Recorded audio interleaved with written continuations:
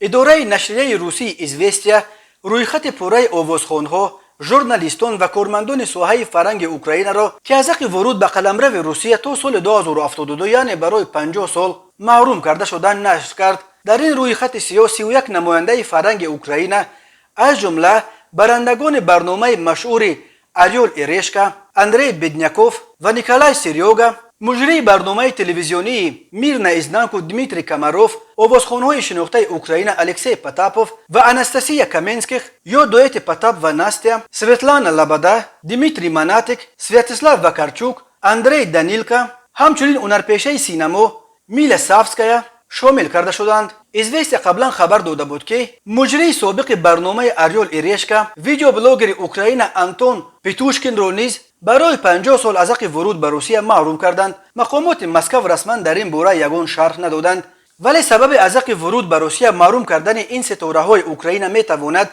انتقاد آنها از جنگ روسیه به ضد اوکراین می تواند باشد.